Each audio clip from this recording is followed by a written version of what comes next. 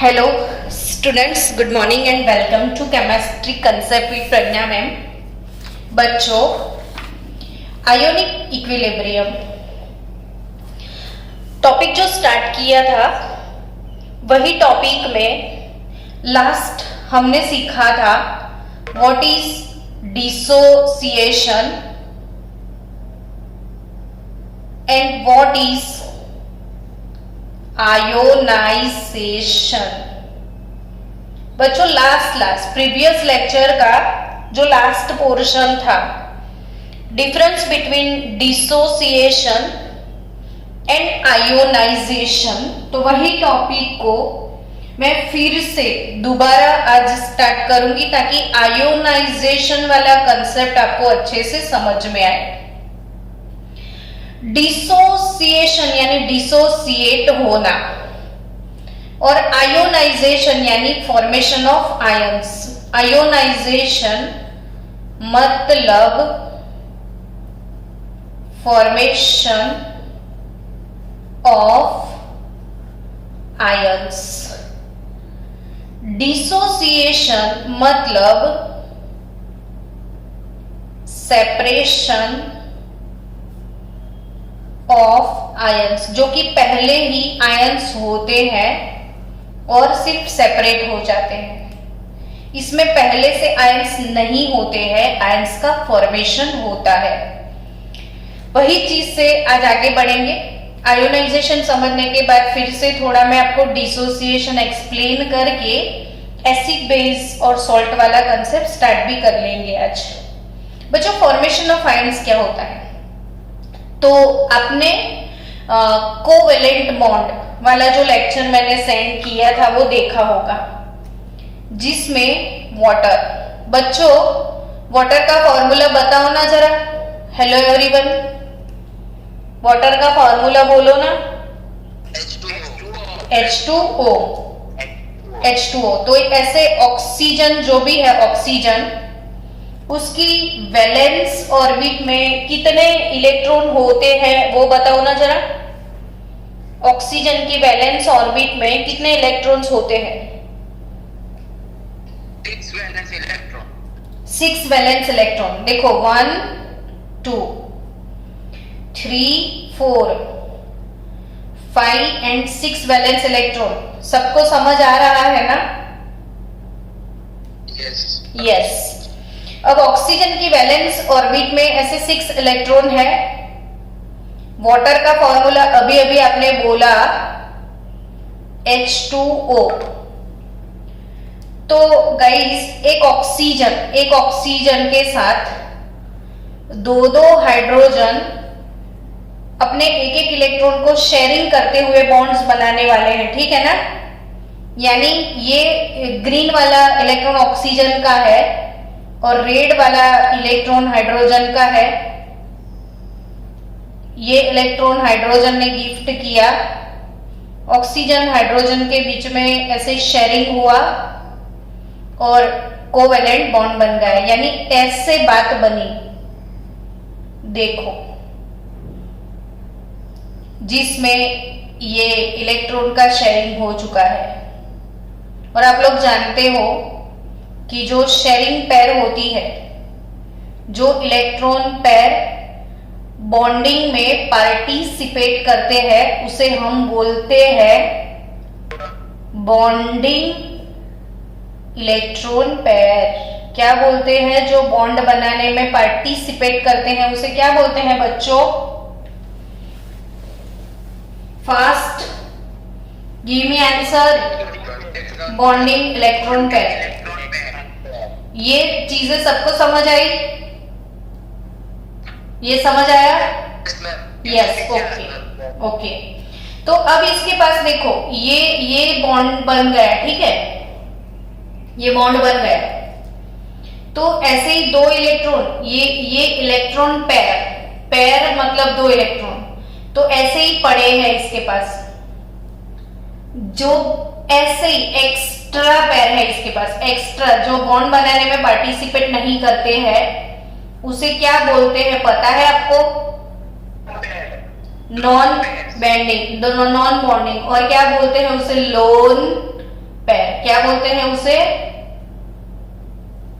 Lone pair. समझ रहे हो या नहीं समझ रहे हो?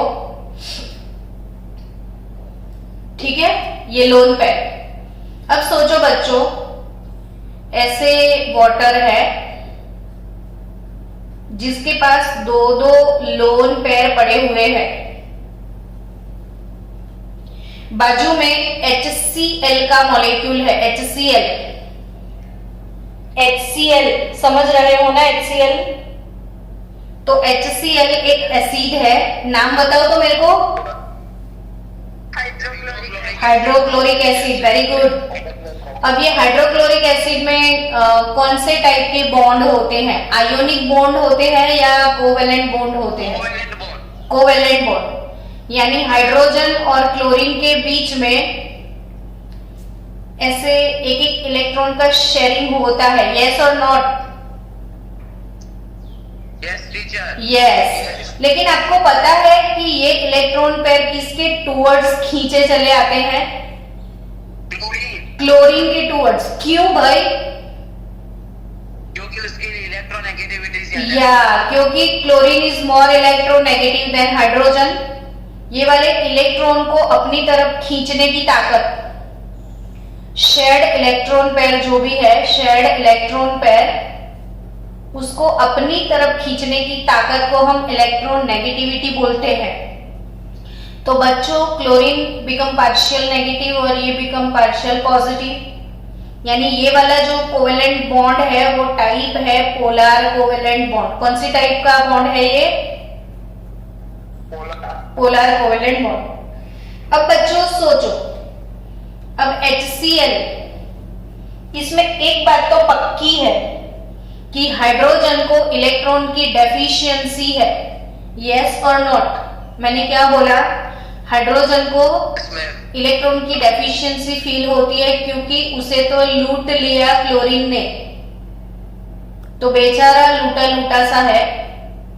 तो बी, आप HCl समझना बात को, HCl में आप डाल रहे हो H2O यानी पानी, ये है एसिड, तो ये H2O आप एसिड HCl में डालोगे तो होगा क्या? तो ये हाइड्रोजन जो कि पॉजिटिव है, इलेक्ट्रॉन डेफिशिएंसी फील करता है, ऑक्सीजन अपनी लोन पेयर उसे गिफ्ट करेगा। समझना बात को, कौन अपनी लोन पेयर गिफ्ट करेगा? ऑक्सीजन, क्योंकि उसके पास बैंक है पूरा, वो रिच है, इलेक्ट्रॉन रिच पर्सन है और ये इलेक्ट्रॉन डेफिशिएंट है। तो ऑक्सीजन अपनी लोन पेयर हाइड्रोजन को गिफ्ट करेगा, तभी वो हाइड्रोजन को उठा लेगा। यानी ये हाइड्रोजन किसने उठा लिया बोलो तो? H2O ने। तो H2O के बदले क्या हो जाएगा अब? H3O प्लस हो जाएगा कि नहीं? Yes ma'am. ये प्लस चार्ज क्यों आया? क्योंकि ऑक्सीजन ने अपने इलेक्ट्रॉन हाइड्रोजन को डोनेट किए, इसकी वजह से ये प्लस चार्ज आया।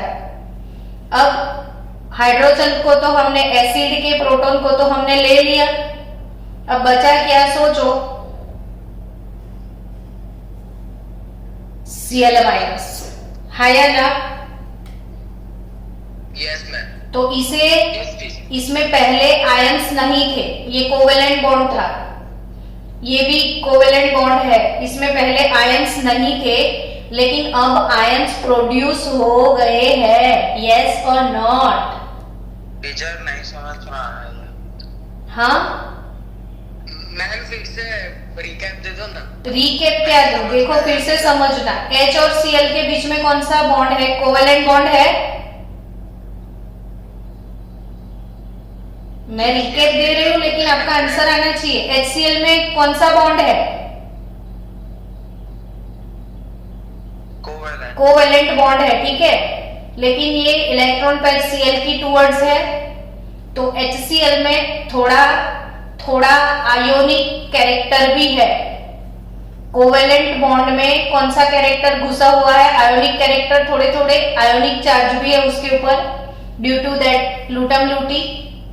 अब ये जो भी HCl का मॉलिक्यूल है, बाय चांस आपने उसको पानी में डाल दिया, HCl एसिड को पानी में डाल दिया, तो जो पानी का ऑक्सीजन है उसके पास लोन पेयर है, ऑक्सीजन अपनी लोन पेयर हाइड्रोजन को गिफ्ट कर लेगा और उठा लेगा हाइड्रोजन को, यानी जो H2O था अब ऑक्सीजन के पास 3 हाइड्रोजन हो जाएंगे और एक ही लोन पेयर बचेगा, एक गिफ्ट कर दिया और ऑक्सीजन के ऊपर पॉजिटिव चार्ज आ जाएगा। तो H2O ये एसिड के प्रोटॉन को, प्रोटॉन किसको बोलते हैं, प्रोटॉन H+ को हम प्रोटॉन बोलते हैं, H+ को हम क्या बोलते हैं, प्रोटॉन, क्योंकि हाइड्रोजन में एक इलेक्ट्रॉन एक प्रोटॉन होता है।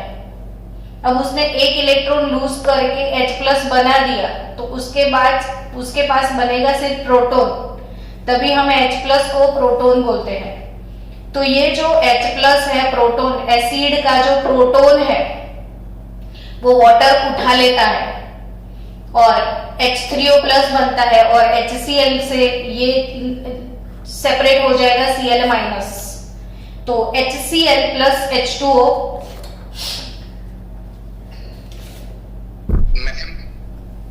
HCl plus H2O gives Cl- plus H3O+. ये है ionisation. HCl plus H2O gives Cl- plus H3O+. अब सोचो, हाँ ऑक्सीजन के पास 2 लोन पेयर थी, बराबर है, हाँ, तो फिर दो H+ नहीं ज्वाइन कर सकता है वो? नहीं करता है, उसको एक ही लेना है, 2 नहीं कर सकता है, वो कर सकता है लेकिन वो करता नहीं है। उसके पास सामने एक ही प्रोटॉन है, वो एक प्रोटॉन को ही एक्सेप्ट करके एक ही बॉन्ड कोऑर्डिनेट कोवेलेंट बनाता है। चलो, तो HCl plus H2O gives Cl- plus H3O। ये वाली प्रोसेस को हम क्या बोलते हैं बच्चों, आयोनाइजेशन। क्या बोलते हैं, आयोनाइजेशन। अब समझो कि मेरे पास दूसरा कोई एसिड है HNO3, आप नाम बताओ ना बच्चों इसका। Nitric acid. Nitric acid. कितने प्रोटॉन आपको दिखते हैं नाइट्रिक एसिड में, वो बोलो अब मेरे को।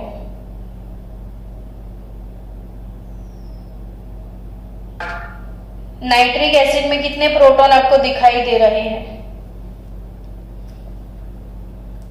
प्रोटॉन माने H+, तो एक हाइड्रोजन दिख रहा है आपको?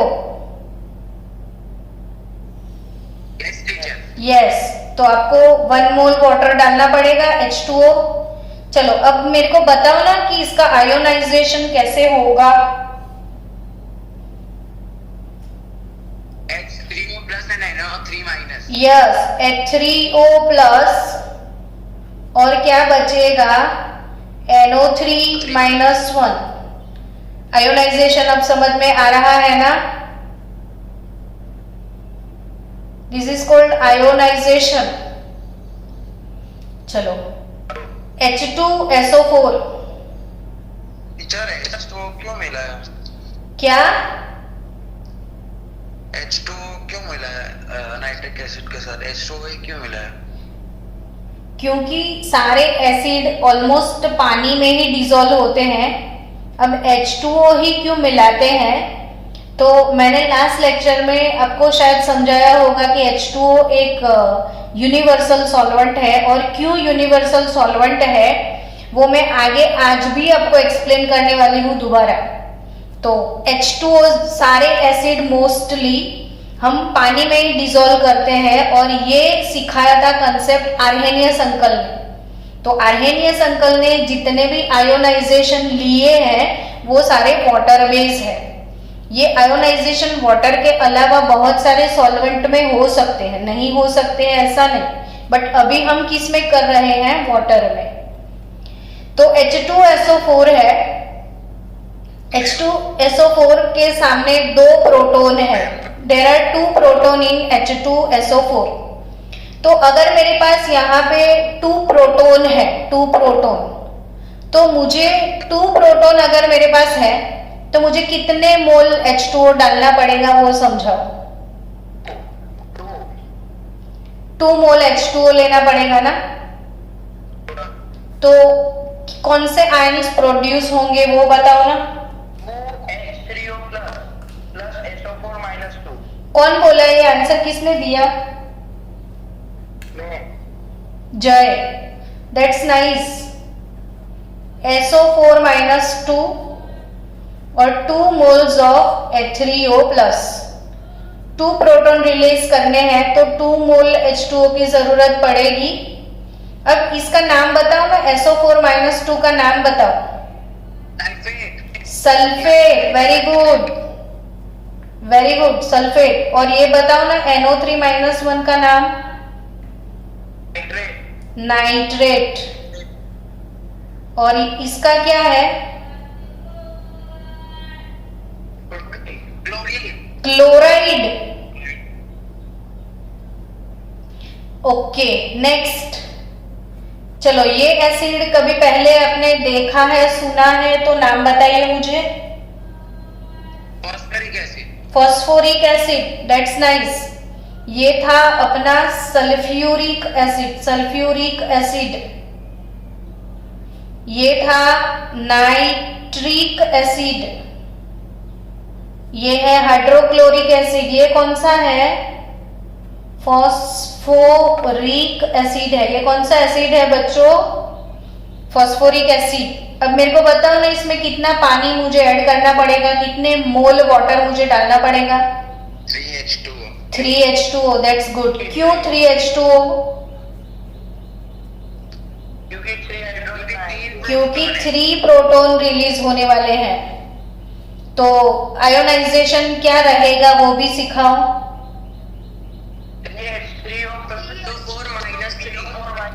3H3O plus PO4 minus 3, that's good. नाम भी बता दो।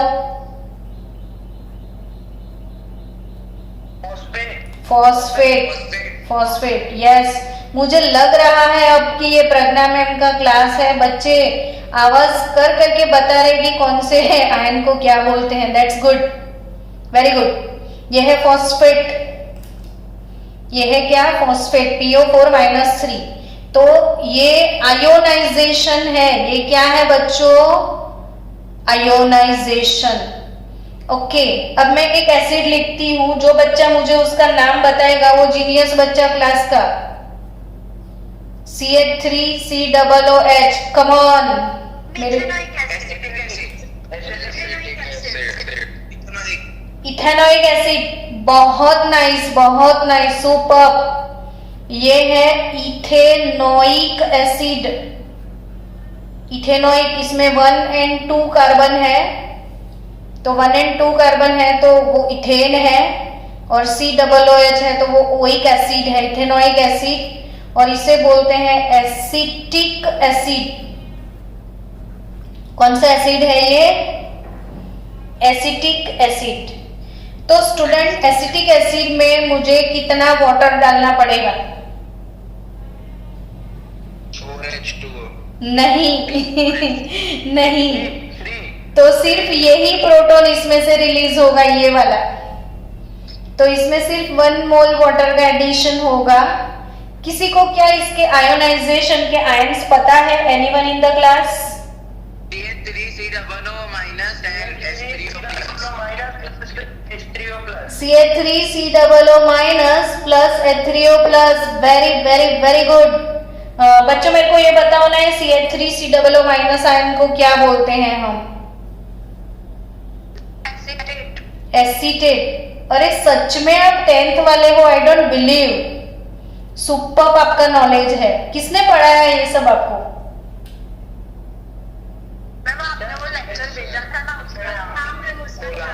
अच्छा, मैंने मेरे लेक्चर में मैंने सिखाया था ये। Okay okay, that's good. अब बच्चों, अब ध्यान से एक फंडा समझना कि ये बहुत सारे एसिड मैंने लिखे हैं, ठीक है? और एक एसिड लिख देते हैं। चलो, अगर किसी को नाम पता है तो बोलना। HCOOH का नाम सुना है आपने कभी? हाँ, CH3COOH में सिर्फ एक ही H2O क्यों मिला? फिर से समझा। ये एक ही प्रोटॉन रिलीज करता है, ये वाला नहीं जाएगा। ये इसमें आयंस ऐसे बनने वाले हैं, तो CH3COO माइनस एसीटेट आयन, और ये लास्ट वाला प्रोटॉन इसमें रिलीज होता है, एक ही प्रोटॉन रिलीज होता है, इसलिए इसमें 1 मोल वाटर ही ऐड करना पड़ेगा। ये बच्चा कौन सा एसिड है HCOOH, वो बताओ ना। हाँ, मिथेनोइक एसिड। याद रख लेना सब बच्चों, ये मिथेनोइक एसिड है और उसका कॉमन नेम है फॉर्मिक एसिड। और मेरे को बताओ ना, पानी भी इसमें 1 मोल जाएगा तो कौन से आयंस बनेंगे?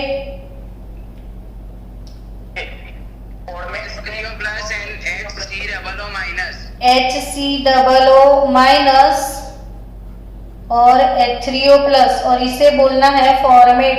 क्या बोलना है? फॉर्मेट बोलना है। क्या बोलना है?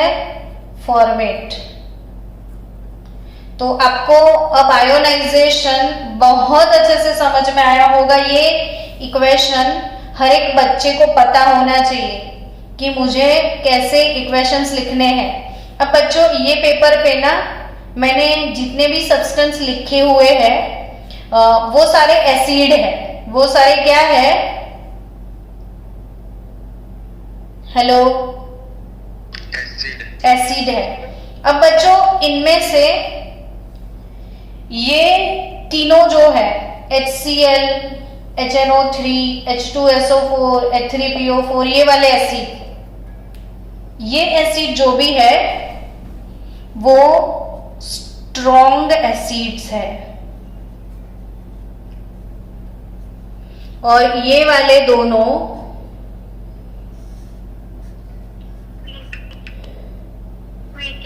वीक एसिड है। कैसे एसिड है? Weak acid.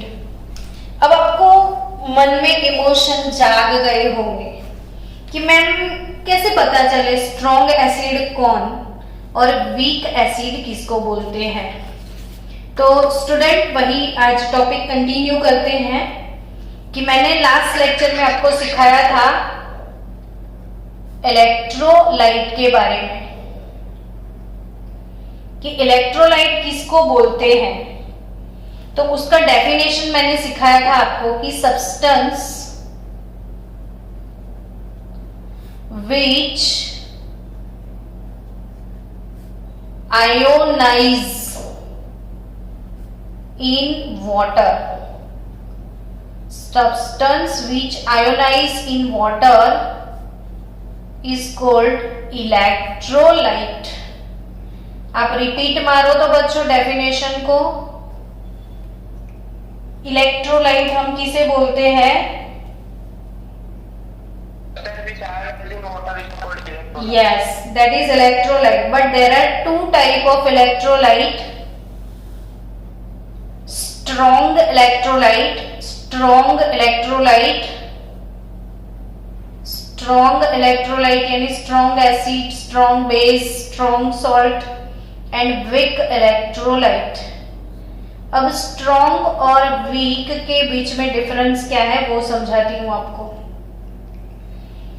कि substance strong and weak electrolyte क्या है वो समझना है आपको, कि सब्सटेंस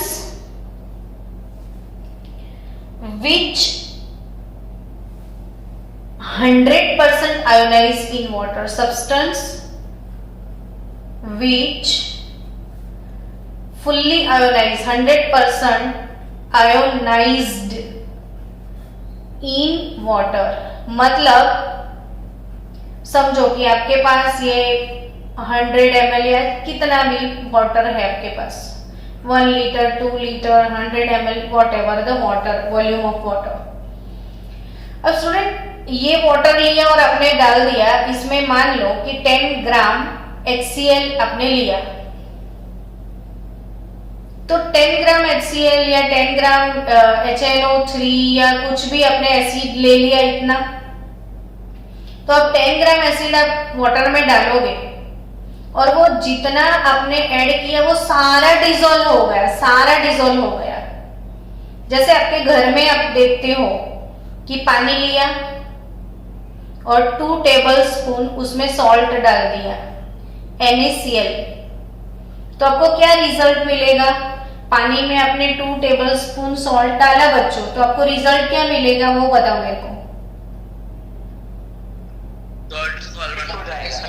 पर पूरा पूरा डिसॉल्व हो जाएगा। हाँ, तो ये तो इसको क्या बोलोगे आप?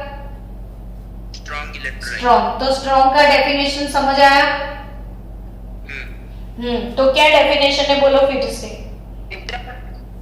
Substance which 100% ionized in water. Yes, तो जो 100% डिसॉल्व हो जाता है वो क्या बोलते हैं हम इसको? Strong electrolyte. Strong electrolytes. तो वीक का डेफिनेशन पता चल गया कि substance which partially ionised in water, यानी थोड़ा सा डिसॉल्व होता है, थोड़ा सा। मैं क्या बोल रही हूं? थोड़ा सा डिसॉल्व होता है, बहुत ज्यादा डिसॉल्व अगर नहीं होता है तो इसे आप क्या बोलोगे? Weak electrolyte. चलो, in case of weak electrolyte मान लो एसिटिक एसिड है, जैसे आपने पानी में 100 ग्राम एसिटिक एसिड डाल दिया, कितना ग्राम डालते हो? 100 ग्राम डाल दिया और आपको रिजल्ट मिलेगा सिर्फ 2 ग्राम डिसॉल्व हुआ, सिर्फ 2 ग्राम डिसॉल्व हुआ। तो इसका मतलब क्या हुआ कि 98 ग्राम ऑन डिसोसिएटेड है। 2 gram dissociated and 98 gram undissociated. समझ रहे हो? तो यानी पार्टली जो आयोनाइज्ड होता है, पार्शियली आयोनाइज, पार्टली आयोनाइज होता है, थोड़ा सा ही डिसॉल्व होता है, तो उसे हम वीक इलेक्ट्रोलाइट बोलते हैं। और पूरा पूरा डिसॉल्व हो जाता है तो वो स्ट्रॉन्ग इलेक्ट्रोलाइट है। सो स्टूडेंट, मान लो कि एसिटिक एसिड क्या? एक क्वेश्चन है। हाँ बोल। टीचर, हमको पता कैसे चलेगा कि ये पार्शियल डिसॉल्व हुआ कि फुल्ली डिसॉल्व हो गया? वो तो पता चल जाता है ना कि जो अभी आपको 10th के लेवल पे नहीं पता चलेगा, लेकिन बाद में धीरे धीरे पता चलेगा कि आपने एसिटिक एसिड 100 ग्राम डाल दिया है, तो जो डिसॉल्व हो गया तो वो सॉल्यूशन बनेगा और वो सॉल्यूशन का कंसंट्रेशन निकालने से पता चल जाएगा कि वो कितना डिसॉल्व हुआ। और सॉल्यूशन की कंसंट्रेशन कैलकुलेट करने की मेथड आप धीरे धीरे 11th में सीखोगे, तो वो तो पता चल जाता है कि कितना डिसॉल्व हुआ, क्योंकि जितना डिसॉल्व होगा वो उतना सॉल्यूशन बनेगा। और जो डिसॉल्व अमाउंट है इसे हम कंसंट्रेशन बोलते हैं। तो कंसंट्रेशन मेजर करने के भी तरीके होते हैं। तो यहाँ पे एसिटिक एसिड पानी में डाल दिया, 100 ग्राम डाल दिया, मान लो 200 ग्राम में डिसॉल्व हुआ, तो 98 ग्राम कैसा रहेगा? अनडिसोसिएट रहेगा बच्चों। तो वो अनडिसोसिएट पार्ट इसमें 98 ग्राम रहेगा, तो एसीटेट प्लस एथिलियो प्लस मिलेगा। और ऐसे इलेक्ट्रोलाइट को हमने बोलना है वीक इलेक्ट्रोलाइट। तो ये 100% आयोनाइज हो जाता है, थोड़ा सा ही आयोनाइज होता है। और बच्चों, जो पार्ट आयोनाइज होता है, डिसोसिएट होता है, इसे क्या बोलते हैं वो सीखना है आज आपको। थोड़ा ध्यान से समझना कि the fraction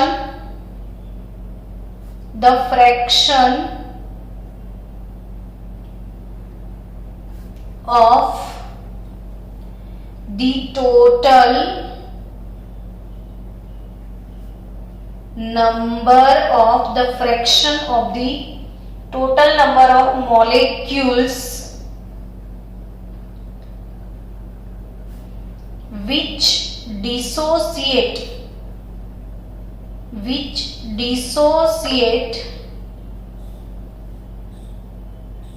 into ions, the fraction of the total number of molecule which dissociate into ions is cold, मतलब जितना पार्ट डिसोसिएट हुआ इसे हम बोलते हैं डिग्री ऑफ आयोनाइजेशन। इसे क्या बोलते हैं हम? डिग्री ऑफ डिसोसिएशन और डिग्री ऑफ आयोनाइजेशन, कुछ भी आप इधर बोल सकते हो।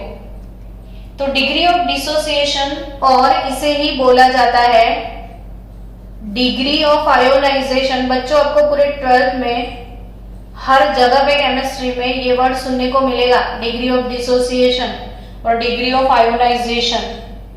सो इसे बोला जाता है alpha. Degree of dissociation alpha बोला जाता है। और वो कैसे कैलकुलेट करते हैं? तो number of moles of dissociated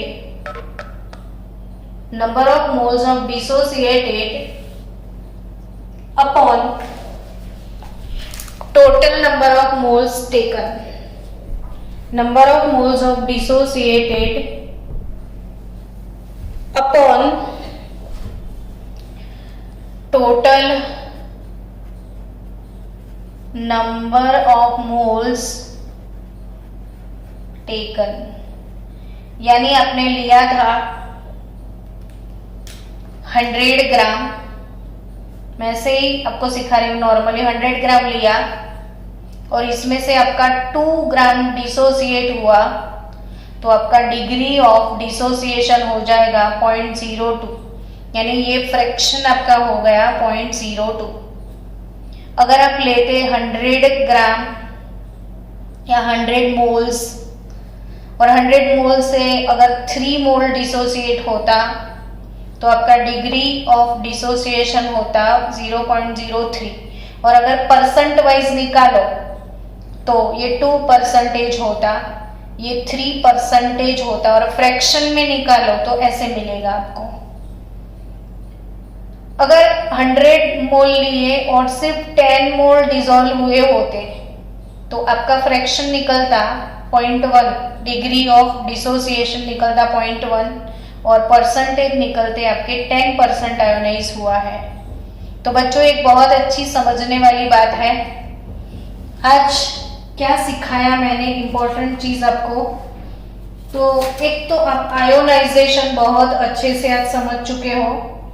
अब आपको पता चला कि ये ऐसे पूरे डिसॉल्व हो जाते हैं तभी ये स्ट्रॉन्ग है, और ये पार्टली डिसॉल्व होते हैं तभी ये वीक एसिड है। तो जो 100% डिसॉल्व हो जाए वो स्ट्रॉन्ग एसिड, और जो पार्टली डिसॉल्व हो जाए वो वीक एसिड। अब स्टूडेंट, ऐसे बेस भी तो होंगे, आप जानते होंगे, 5-7 बेस के नाम दो ना मुझे।